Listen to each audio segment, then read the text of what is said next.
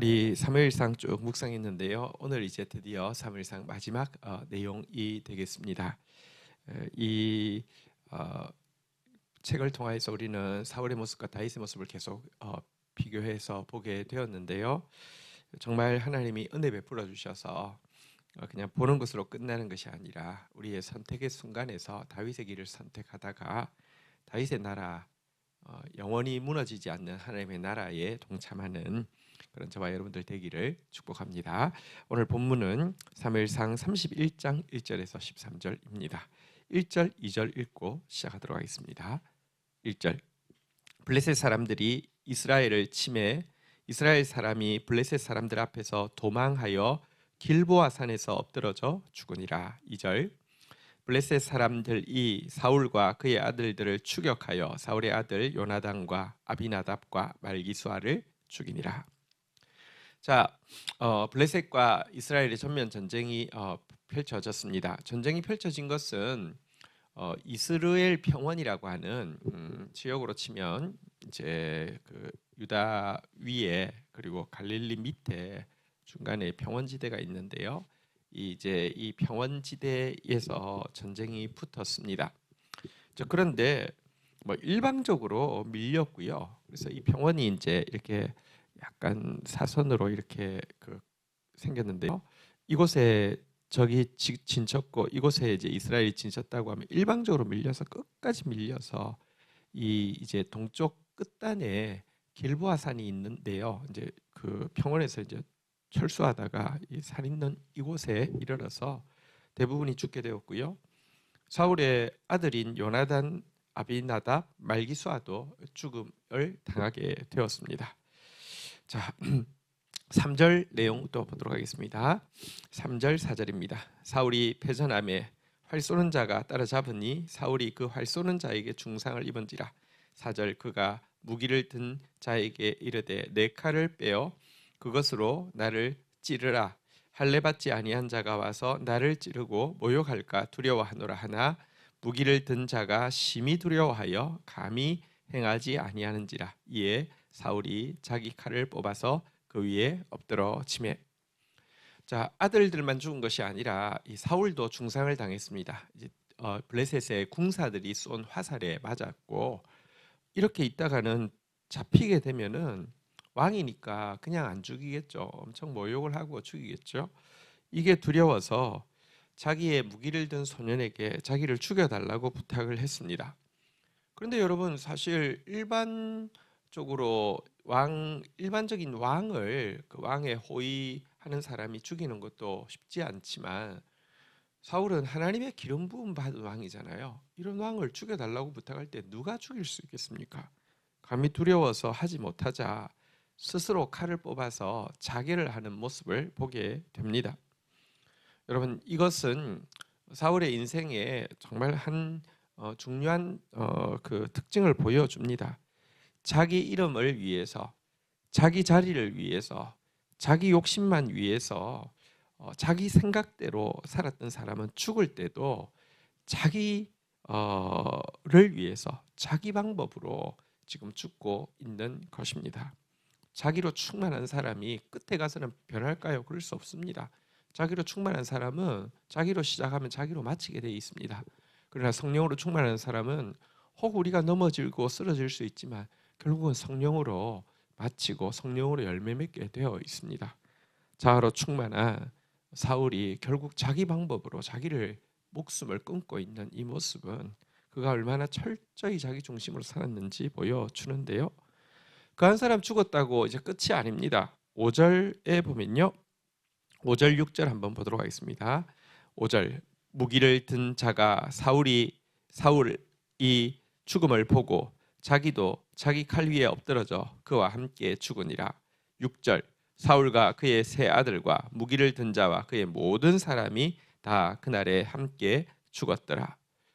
자, 이 무기든 소년에게 죽여달라고 부탁한 것도 참 뭐랄까요, 그에게는 감당할 수 없는 무서운 일이었는데 또 자기 눈앞에서 왕이 자기라는 모습을 봤으니 여러분, 이 소년은 자기 살 안 하면은 안 되는 상황을 만들었죠. 그래서 그도 자기를 하게 되었습니다.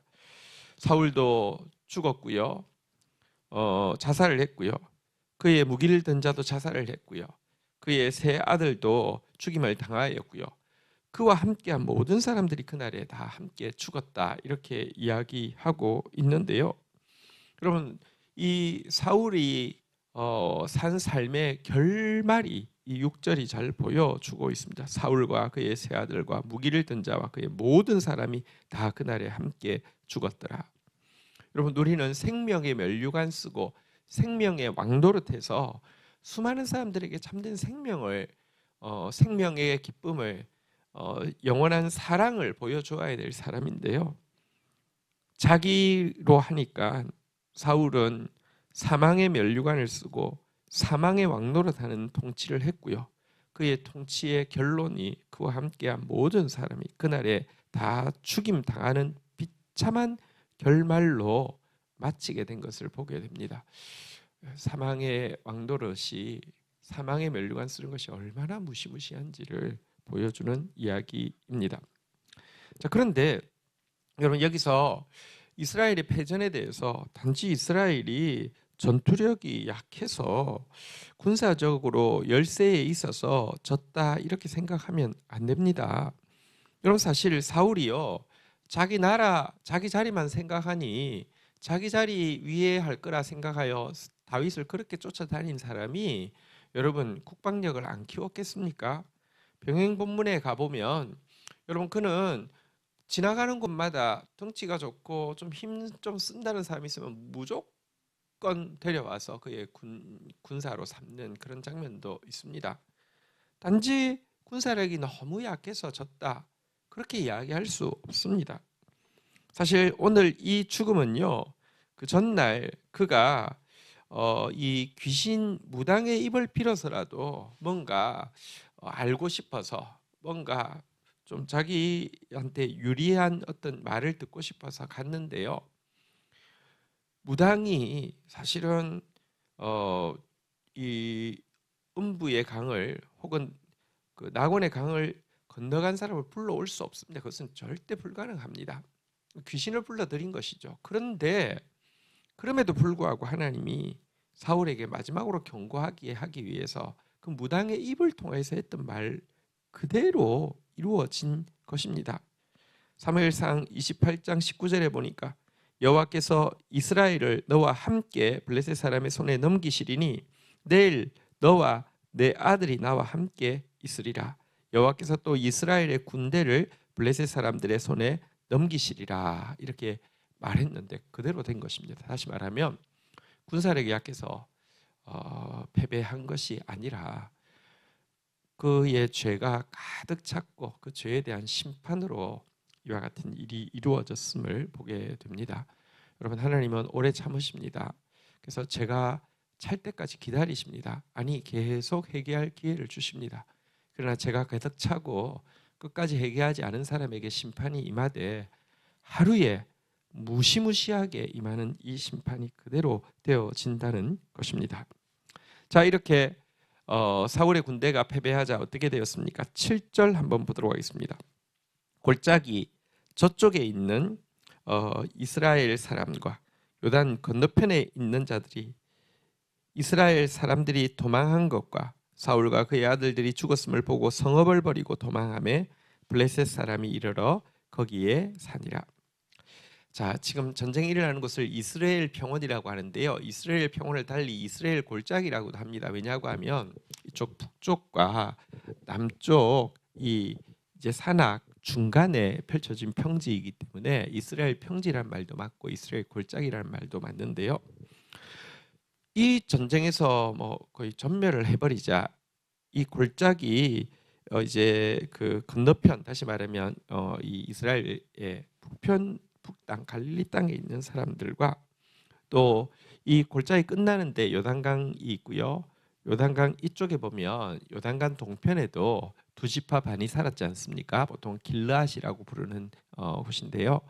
이곳 사람들도 이제 위험하다고 생각해가지고 이 북쪽 이스라엘의 갈릴리 지역과 이 동쪽 그 요단강 동쪽의 길르앗 지역을 다 버리고 그나마 안전하다고 생각하는 남부 쪽으로 이렇게 다 건너오게 됨으로 말미암아 국토의 굉장히 많은 부분들이 실질적으로 이제 블레셋에게 넘어가게 된 장면을 이야기하고 있습니다. 그의 패배로 말미암아 하나님이 주신 기업이 쪼그라들고 있는 장면입니다. 8절 보도록 하겠습니다.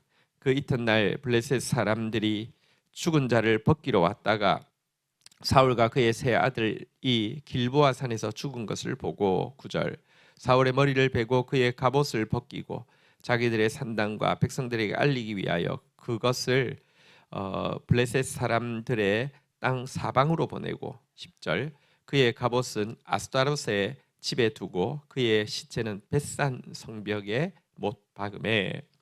자, 다음 날 이제 그 전쟁터에서 죽은 시신들에게서 이렇게 전리품을 취하기 위해서 쭉 가던 사람은 블레셋 사람들은 이 사울이 죽었고 사울의 아들들도 죽은 것을 보고는요 좋다고 머리를 베고요 갑옷을 벗기고요 그리고 자기의 승리를 뭐 왕의 이 그 전리품 왕에게서 받은 전리품만큼 승리에 대한 확실한 그 사인이 어디 있겠습니까?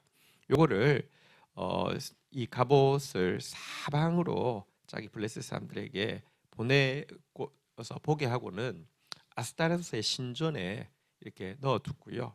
그의 시체는 벳산 성벽에 못 박았습니다. 벳산은 요단 동편에 있는 성읍인데요. 그러니까 어쨌든 아까 이야기했잖아요. 요단 동편 지역까지도 다 도망가 버리게 되었고, 그러니까 많은 사람들이 도망가게 되었고, 그러니까 이제 요단 동편에 성벽에다가 벳산 성벽에다가 그의 머리를 이렇게 이제 그 시체를 머리는 이제 그 보냈고요. 시체는 벳산 성벽에 못 박아 가지고 전시를 하게 된 것입니다. 하나님께서 주신 마지막 기회마저 붙잡지 못하고요. 진지하게 회개하지 않았죠. 살찐 소를 잡아 송아지를 잡아주니까 그거 먹고 그냥 뭐 이렇게 먹고 하나님 앞에서 금식하며 돌이킬 기회를 잡았었으면 어땠을까요? 결국 그는 이 귀신과 함께 먹으면서 귀신이 주는 위로 앞에서 그냥 무디어져 있다가 죽음으로 말미암아 결국 땅도 빼앗기게 됐고 그의 갑옷이 또 우상의 집에 들어감으로 말미암아 정말 하나님의 이름을 더럽히게 되었고요. 그의 시체도 성벽에 못 박혀서 정말 그 뭐랄까요?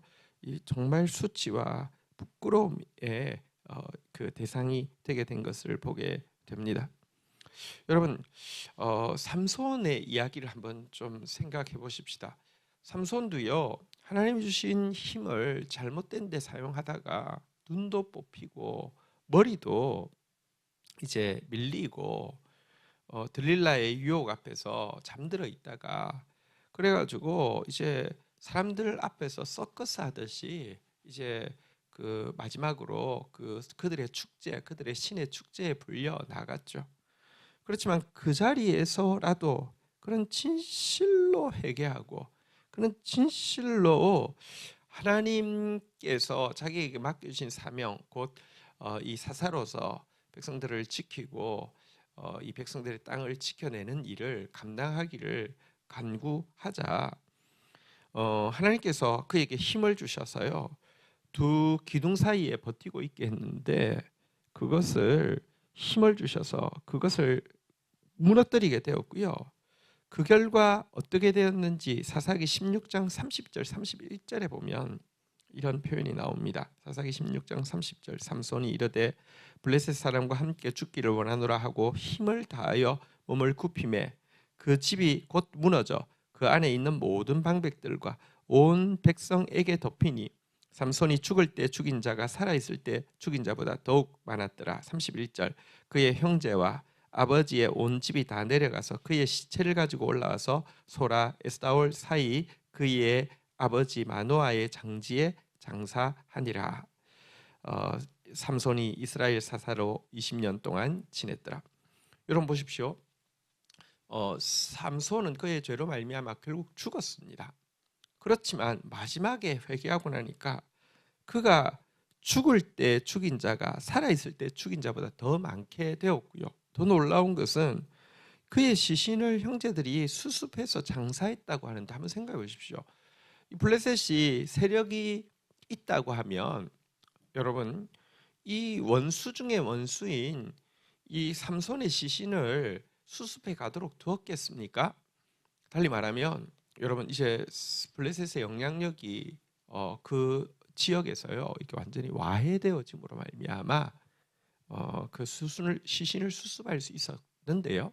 이 말은 그에게 주신 사사의 사명을 죽음으로라도 감당을 했다는 것입니다.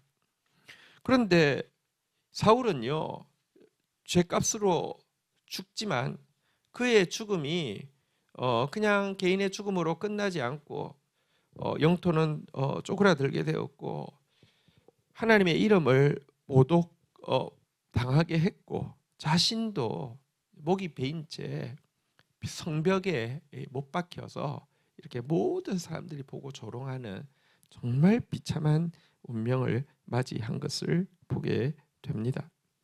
교만한 사람, 불순종하는 사람의 말로가 어떠한지를 보여줍니다.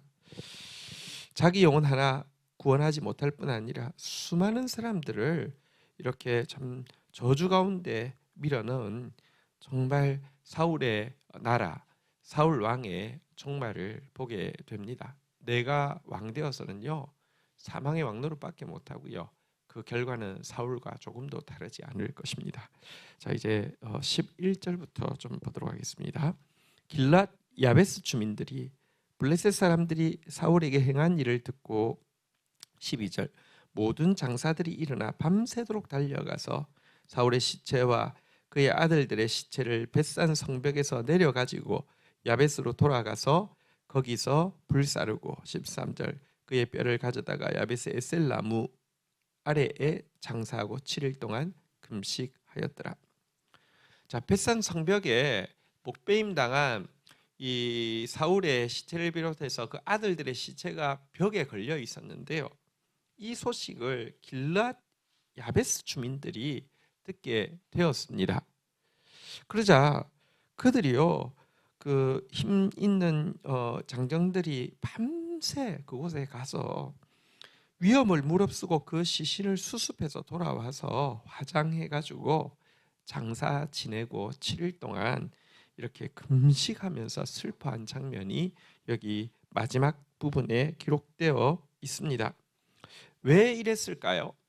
여러분 사실 길랏 야베스 주민들이 40년 전에 암몬 왕 나하스의 위협 앞에서 모든 백성들의 눈을 뽑고 그리고 나서는 너희들을 종 삼겠다. 너희들 조건대로 너희들 요구대로 내가 너희 종 삼을 테니 대신에 눈을 다 뽑겠다고 했는데도 어쩔 수 없어서 그렇게라도 해야 되겠다라고 할 정도의 약할 때에 사울이 그 당시 처음 기름 부음 받아서 올바른 왕이었을 때 득달같이 달려와서 그들을 구원한 일이 있죠. 이것에 대한 은혜를 잊지 않고 40년이나 지났지만 이렇게 은혜를 갚고 있는 길랏 야베스 사람들의 모습을 봅니다. 하지만 이게 정말 쉽지 않습니다. 아까도 보았듯이 이제 블레셋의 영향력이 요단 동편에도 지금 미치고 있고요.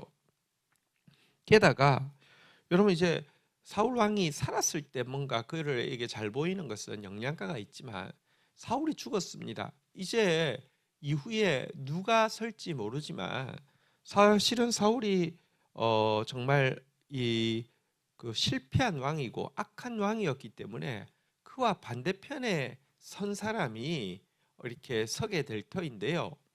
여러분 지금 사울에게 은혜를 베푸는 것은 새로 설 정권에 사실은 오해를 살 여지가 충분히 있어서 사실은 득보다 실이 훨씬 많은 행동입니다. 하지만 이들은 이해타산 없이 받은 은혜는 은혜로서 순수하게 기억하고 보온하고 있습니다. 이 행동을 하나님은 어떻게 받으셨을까요?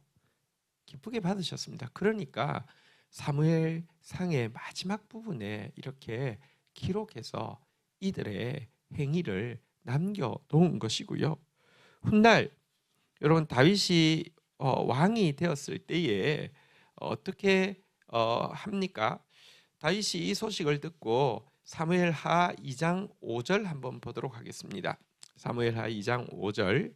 다윗이 길랏 야베스 사람들에게 전령을 보내 그들에게 이르되 너희가 너희 주 사울에게 이처럼 은혜를 베풀어 그를 장사했으니 여호와께 복을 받을지어다. 사무엘하 2장 6절입니다. 너희가 이 일을 하였으니 이제 여호와께서 은혜와 진리로 너희에게 베푸시기를 원하고 나도 이 선한 일에 너희에게 갚으리니. 보십시오. 다윗이 정말 선한 왕이라는 것은 그가 하나님의 마음을 가지고 있습니다. 자기 편, 저 사람들 봐, 내 편 아닌데, 내 표 아닌데 하고 이렇게 배척하거나 혹은 쓸어버리는 것이 아니라 은혜를 은혜로 알고 갚은 그 일에 대해서 여호와께 복을 받을지어다라고 축복하고 여호와께서 은혜와 진리로 너희에게 베푸시기를 원하노라라고 축복하고 나도 또한 이 선한 일에 대해서 너희에게 반드시 이렇게 보상하리라고 이야기하고 있습니다. 여러분, 은혜를 은혜로 갚을 줄 아는 사람이 신자고요. 또 은혜를 은혜로 갚을 줄 아는 사람을 선대하는 것이 지혜입니다. 배신하는 사람은 또 배신하고요. 은혜를 갚는 사람은 또 은혜를 갚습니다. 어쨌든 이렇게 해서 이 사울의 통치에 대해서 다루고 있는 사무엘상은 이제 다 마치게 되고요. 사무엘하에서는 이제까지 준비되어진 다윗이 이제 다윗의 나라, 다윗의 통치, 다윗의 길에 대해서 보게 됩니다. 우리 사무엘상을 묵상하면서 보았던 사울의 모습, 그리고 그 반대편에 서 있는 다윗의 모습, 또 우리의 삶에 깊이 새겨지고 또 성령께서 결단의 순간마다 다윗의 길을 선택할 수 있도록 우리 해달라고 함께 기도하며 나갔으면 좋겠습니다. 이 시간 먼저는 우리 오늘 이 말씀 앞에서 주님 앞에 좀 기도하고 나아가는 시간을 가지도록 하겠습니다. 자기로 산 사람의 결말이 결국 자기가 자기 방법으로 자기를 죽이는 것밖에 없음을 우리는 보게 됩니다. 또 사망의 면류관 쓰고 사망의 왕노로 단 사람이 얼마나 많은 사람을 죽이게 되는지 보게 됩니다. 끝까지 회개할 기회를 놓친 사람 때문에 나라의 영토도 빼앗길 뿐 아니라 여호와의 이름이 모욕을 당하고 자기도 정말 수치를 당하게 되는 모습을 보게 됩니다. 이런 사울의 길을 결코 걸어가지 않도록 나로 사는 사람 아니라 성령으로 사는 사람 되게 하시고, 교만으로 사는 사람 아니라 겸손으로 사는 사람 되게 하시고, 불순종으로 사는 사람 아니라 겸손으로 사는 순종으로 사는 사람 되게 해달라고 우리 주님 앞에 기도하며 나가십시다. 그리고 길랏 야베스 사람들처럼 이타산 따지지 않고 정말 은혜를 은혜로 갚을 줄 아는 사람, 또 다윗처럼 그런 행실에 대해서 여호와의 이름으로 축복하고 자기도 갚아주는 이런 선한 사람으로 선으로 악을 이기는 저와 여러분들이 되기를 축복합니다. 주신 말씀 붙잡고 먼저 기도하며 나가도록 하겠습니다.